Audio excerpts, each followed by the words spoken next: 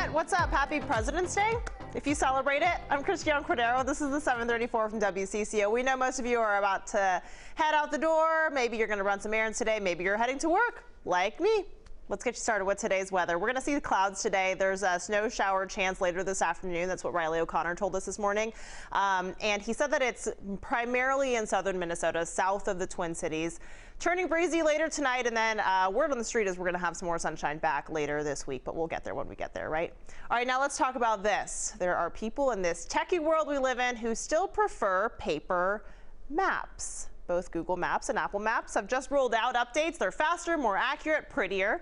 But USA Today is reporting that U.S. sales of maps and road atlases are actually up 10% over the last 5 years. Some worry about phone batteries dying, having spotty cell coverage. Some are worried about privacy, right? Online maps track you.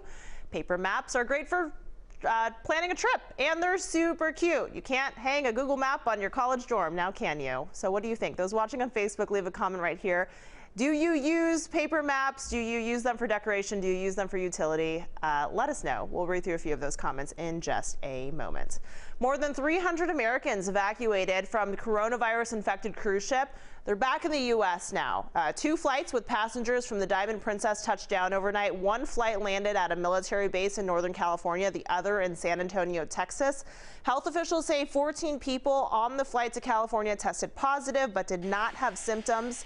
A Minnesota couple we talked to on the ship appears to be among those evacuated. Ron Hildeen posted on Facebook early this morning saying, "We are back in the USA." Apparently he's going to go to sleep too, as one does. Everyone will now be quarantined for at least 2 more weeks. A fire in southern Minnesota has left a small town bowling alley that stood for nearly 60 years in ruins. It happened yesterday morning at Kingpins just off of Highway 169 in St. Peter. Firefighters say the alley is a total loss. The loss leaves a hole in the St. Pete community. The closest bowling alley is now in Mankato. I literally sat in my room and I cried. But we'll figure it out at some point. I know a lot of people did birthday parties on Saturdays, you know, at the bowling alley. In fact, my son was at a birthday party just yesterday. So it gets a lot of use. Yeah, nostalgic for sure. St. Peter police say no one was in the building when the fire started. The cause is still, however, under investigation. Minnesota Senator Amy Klobuchar had a big weekend campaigning in Nevada, and she picked up some new endorsements along the way. I think having a president that knows who people are and has the experience to try to get that done is going to matter when we put together this package. And the difference between a plan and a pipe dream is that a plan, there's a way to pay for it, and there's a way to get it done. The Democrat held rallies throughout the weekend. Nevada's caucuses are on Saturday. Klobuchar got the endorsement of the Las Vegas Sun, along with a big win in Texas. The Houston Chronicle published its endorsement of Senator Klobuchar for president. The newspaper is the largest daily paper in Houston. On the to-do list for other Democratic candidates, try to hand Klobuchar a loss on her home turf. Today, Pete Buttigieg's campaign will open its first field offices here in Minnesota. Last week, Mike Bloomberg opened additional offices here. The trend continues with Bernie Sanders expanding his TV and digital ads to include this state. The top Democratic candidates will debate in Vegas on Wednesday. President Donald Trump spent part of his weekend at the racetrack. Gentlemen, start your engines. The president and First Lady Melania took the action in at Daytona 500 in Florida. The president served as Grand Marshal of the event. Then Trump took a lap in the track in that car right there, nicknamed the Beast. As for the race, it was delayed until today because of rain. And speaking of bad weather, check out this video from London. Look at that plane kind of landing sideways there. Might be a little bit choppy, I would imagine, as well. Yeah, a storm with very strong winds made it difficult for planes to land at Heathrow. That is an Etihad Airways flight. You can see the pilot hovering over the runway before landing sideways and touching down on that runway. I'm sure there was a big sigh of relief once that plane hit the tarmac there in London. All right, these next pictures are adorable. Check out what a Minnesota family found in the snow this weekend. A mama dog and her 6 puppies in a snowdrift. Also kind of sad, right? But it does have a happy ending, spoiler alert. The family of dogs were brought to Red Lake Roses Rescue Shelter. The mother was named Snowbell. Workers at the shelter say the puppies were about 3 weeks old and hungry because Snowbell had stopped producing milk. The good news here is that the shelter says Snowbell is now fixed and her puppies are, breaking news, adorable, and they also are expected to get adopted. New artwork is on display in St. Paul, and it was all made by students. It's Youth Art Month at the Minnesota State Capitol. The student exhibition opens today, and you can visit through the end of the month. Teachers only got to submit a few pieces of student work, so it shows the best of what Minnesota students have to offer there.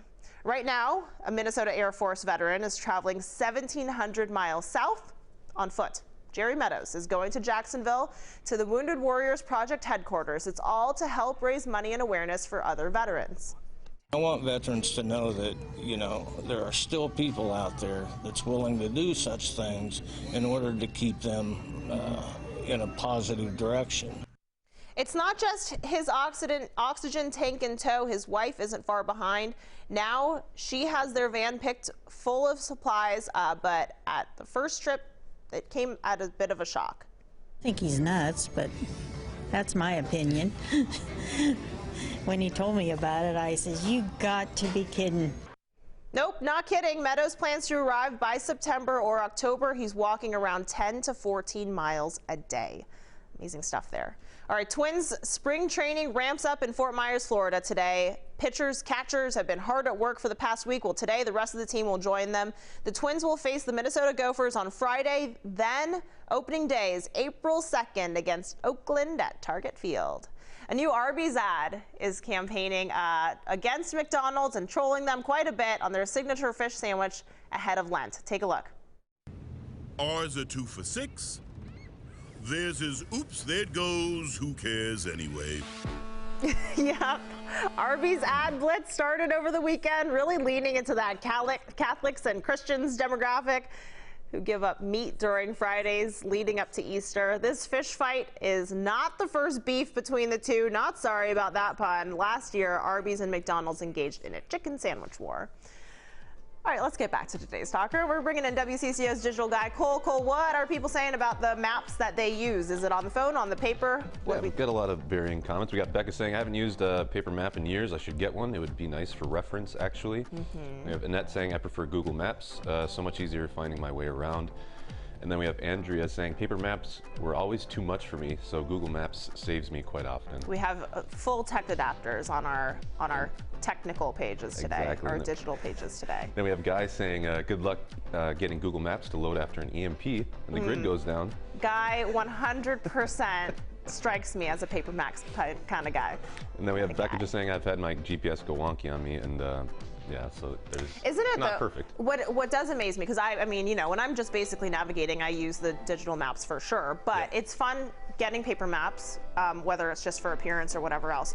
But it is amazing to me how dependent we are, and I can speak for myself, on digital maps of like, I can't get from point A to point B without it. Like, I'm not learning my way around. There was one point where my phone died and I was trying to get someplace, and it was and you were lost forever. Yeah, welcome back. I somehow got back, yes. Yeah, Cole just got back like 5 minutes ago. This happened last year. I'm kidding. All right, that's it for now. This is the 734 from WCCO, when most of the Twin Cities are on the go. So go ahead and make us your place for mobile news. We'll be back here tomorrow, Tuesday, 7:34, and until then, be nice to each other out on the internet.